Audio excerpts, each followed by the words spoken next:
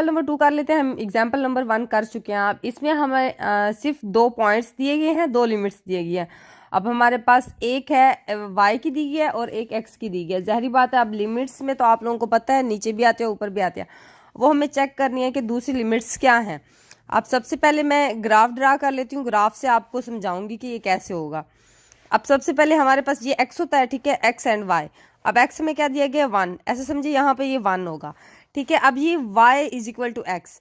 अब हम देखते हैं ये हमारे पास ग्राफ क्या होता है। लीनियर का ग्राफ हमेशा स्ट्रेट लाइन होती है, या आप पढ़ चुके हैं काफ़ी दफ़ा।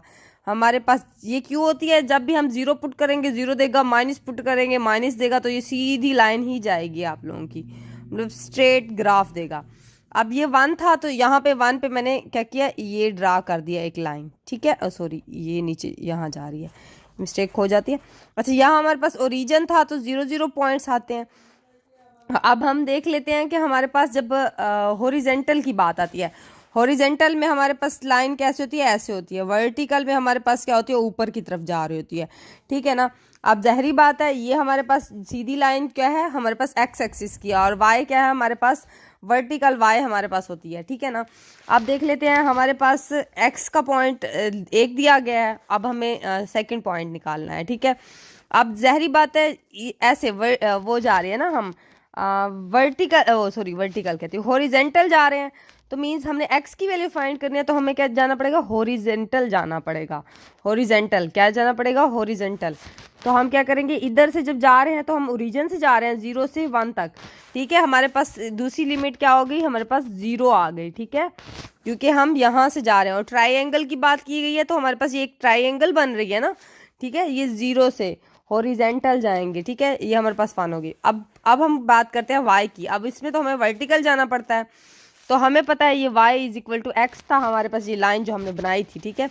अब मैं जा रही हूँ इधर से, ठीक है, मैं इधर से जा रही हूँ, तो ये हमारे पास कहाँ जा रहा है, इधर 0 पे जा रहा है। तो हमारे पास ये क्या, दूसरा पॉइंट क्या आ जाएगा, y हमारे पास 0 आ जाएगा एक, ठीक है। ये हमारे पास निकल आए पॉइंट्स। अब मैं क्या कर लेती हूँ, सिर्फ पुटिंग कर लेती हूँ सीधी सिंपल सी। ये हमारे पास 1 हो जाएगा, ये 0 आ जाएगा। अब सेकंड जो एक और मेन बात बतानी है मैंने आपको, वो क्या है, आप देख लें, ठीक है। हमारे पास ये x क्योंकि हमारे पास y की x वैल्यू, यहाँ पे हमारे पास y क्या है, 0 आया है। अब आप लोगों ने देखना है कि हमने कौन सा पॉइंट रखना है पहले, dx या y, मतलब पहले किसकी इंटीग्रेशन लेनी है। तो आप एक चीज़ याद रखें, जब भी हमारे पास वेरिएबल इंक्लूड हो जाएगा तो हम सबसे पहले वेरिएबल वाली इंटीग्रेशन को ही सॉल्व करेंगे। किसको, वेरिएबल वाली को। अब मैं इसके अंदर पॉइंट्स भी रख देती हूँ, माइनस ये 3, ये माइनस था यहाँ पे शायद देख ले, हाँ ये माइनस है, x माइनस वाई आ जाएगा, ठीक है। ये सबसे पहले डी एक्स सोल्व कर रहे हैं, ठीक है, डी एक्स है या डी वाई है, सॉरी, हाँ ये डी वाई है। ये अब मैं आपको बताती हूँ ये डी वाई कैसे हुआ, ठीक है। हमने तो पॉइंट्स लिए थे एक्स एक्सिस के, आपको लगा होगा ये एक्स एक्सिस है, बट नहीं, हम यहाँ से देखते हैं, जहाँ भी x आएगा तो वो हमारे पास y के विद रिस्पेक्ट होगा, ठीक है। क्या होगा, y के, ये देखिए ये चीज़ भी देख लें आप, ठीक है। ये हमारे पास क्या हो गया, x के, ये भी x के। अब ज़ाहिरी बात है, हमने ये y के पॉइंट्स हैं तो हमें पहले d से सॉल्व करना पड़ेगा, ठीक है। इसकी इंटीग्रेशन dy से लेनी होगी हमें। आप, आई होप आप मेरी बात समझ रहे होंगे मैं क्या कहना चाह रही हूँ, ठीक है। यहाँ तक तो हमसे हो गया सॉल्व। अब हमने इनकी लिमिट्स निकालनी है सिर्फ, और कुछ भी नहीं करना, ठीक है।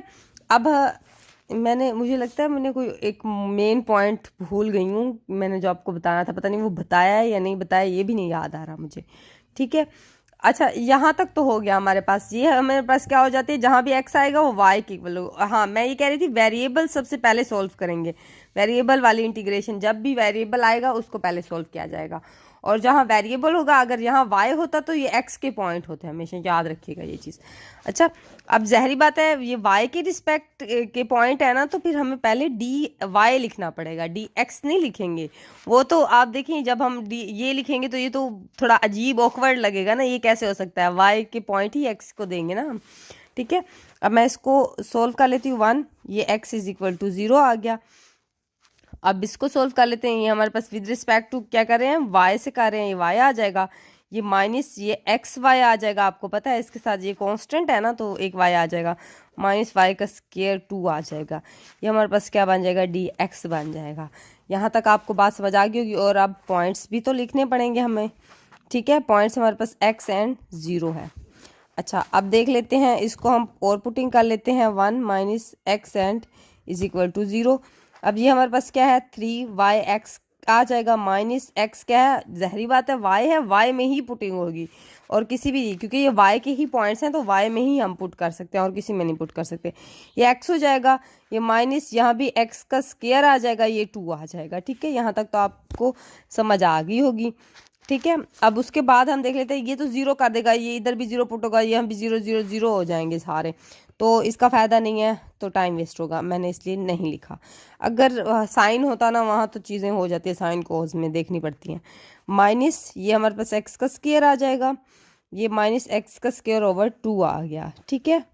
अब हम देख लेते हैं इससे आगे वाले इंटीग्रेशन क्या है। अब हम इसको with respect to dx solve करेंगे ना। अब ये हमारे पास विद रिस्पेक्ट टू dx, ये हमारे पास 3x का स्क्वायर, ये 2 आ जाएगा, ये माइनस ये क्या आ जाएगा x की 3 और नीचे भी 3 आ जाएगा, सॉरी ये माइनस ये x के ऊपर 3 आ रहा है तो ज़ाहिर बात है नीचे 6 आ जाएगा ना, क्योंकि मल्टीप्लाई खाएगा 2 एंड 3, ठीक है। अब ये हमारे पास पॉइंट्स पुट करने होंगे, ये हमारे पास पॉइंट क्या है, आई थिंक y से 0 तक, ठीक है। इसके अंदर हमने पॉइंट्स पुट करने हैं, ये हमारे पास 1 का स्क्वायर हो जाएगा, ये 2 माइनस 1 का 3 आ जाएगा, ये माइनस 1 एंड 6 आ जाएगा, ये बाकी 0 तो 0 ही दे देगा। इनको सोल्व करने से हमारे पास ये आंसर निकलेगा 1 ही आएगा, ठीक है। क्या आएगा हमारे पास 1 ही आएगा। अब इनको सोल्व कर लीजिएगा आप इजी तरीके से। तो अब सोल्व हो गया था, ये एक पार्ट हुआ था। अब ये देखिए, ये आप सोल्व खुद ही कर लीजिएगा। ये क्यूब था, मैंने यहाँ क्यूब का निशान लगा, वैसे भी 1 वो हो जाता है इसलिए मैं नहीं लगाती ज़्यादातर। तो फिर आप इसको सोल्व कीजिएगा, ये हमारे पास 4 ही आंसर देगा, 1 देगा, सॉरी 1 था, ये सोल्व करने से ही 1 देगा। इन लोगों ने क्या किया है, सिर्फ इसको, जब हमारे पास पॉइंट्स निकले थे ना, वो 2 पॉइंट्स सेम हो रहे थे तो उनको ना उसने तकसीम कर दिया, मैंने तकसीम नहीं किया, आप यहाँ कर लेंगे सेम ही आंसर देगा, ठीक है। अब रिवर्सिबल ऑर्डर क्या होता है, बेसिकली हम रिवर्सिबल ऑर्डर तब लेते हैं जब हमारे पास हमें कोई ऐसा वो आ जाता है, फंक्शन आ जाता है जो बहुत मुश्किल हो जाता है जिसको सोल्व करना। तो हम क्या करते हैं, हम ऑर्डर्स चेंज कर लेते हैं और फिर हम उसका डेरिवेटिव लेते हैं, उसको एज अ कांस्टेंट रख लेते हैं। फॉर एग्जांपल हमारे पास x है, वो बहुत मुश्किल है, हमसे सोल्व नहीं हो रहा, तो हम क्या करेंगे, x का ऑर्डर चेंज करके ना यहाँ y के एलिमेंट्स दे देंगे और यहाँ भी y लिख देंगे, वहाँ dx है, क्योंकि फिर ये हमारे पास क्या हो जाएगा, with respect to integration y ले रहे हैं तो ये कांस्टेंट हो जाएगा, ये हम एज अ कांस्टेंट लेंगे, जो दूसरा वेरिएबल आएगा हम उसको वो रख लेंगे, y रख लेंगे। फिर हमारे पास कुछ ऐसी वेरिएबल्स दिए जाते हैं जो मल्टीप्लाई खाने से हो जाते हैं सोल्व, वो एग्जांपल्स जब आएंगी मैं आपको करके दिखाऊंगी इंशाल्लाह। अच्छा, अब देख लेते हैं, इधर से देख लेते हैं। अब हमारे पास ये पॉइंट्स तो निकल आ गए। अब रिवर्सिबल पॉइंट्स में हमने क्या करना होता है, अब ज़ाहिरी बात है हमारे पास x के पॉइंट्स, जो y के पॉइंट्स होंगे वो x को चले जाएंगे, जो x के पॉइंट्स होंगे वो y को चले जाएंगे। अब यहाँ सबसे पहले सॉल्व करके देखते हैं। रिवर्सिबल ऑर्डर लेना है तो आप सबसे पहले हम इसको देख लेते हैं। अब जहाँ हमारे पास x होता है हम वहाँ y की वैल्यू रखेंगे, जहाँ y की वैल्यू होगी वहाँ x की वैल्यू रखेंगे। अब ये कैसे होगा ये देख लेते हैं। अब हमने सबसे पहले यहाँ क्या किया था, हमारे पास x की वैल्यू आ गई थी। अब ऐसा होगा कि हमारे पास जब हम ये इस तरफ मूव करेंगे तो ये हमारी वैल्यू वैसे की वैसे ही रहेंगी, ठीक है ना। ये हमारी वैल्यूज़ क्या रहेंगी, वैसे की वैसी रहेंगी। बट जब हम इधर से जाएंगे, इधर मीन्स इस तरफ जा रहे हैं, तो ये हमारे पास जो x की वैल्यू होगी ना वहाँ y आ जाएगा, और यहाँ से तो ये 0 है, ये वैसे की वैसे रहेगी।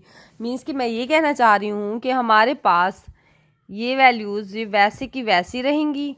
जब हम इधर से यहाँ जा रहे हैं तो मीन्स x तो हम पहले ले चुके थे, x की जगह हमारे पास क्या आ जाएगी, y की वैल्यू आ जाएगी। मीन्स अब यहाँ ऐसे हो रहा है ये y, ठीक है, यहाँ क्या हो रहा है, y आ रहा है। अब यहाँ हमारे पास y इज इक्वल टू 0 आ जाएगा, ठीक है ना।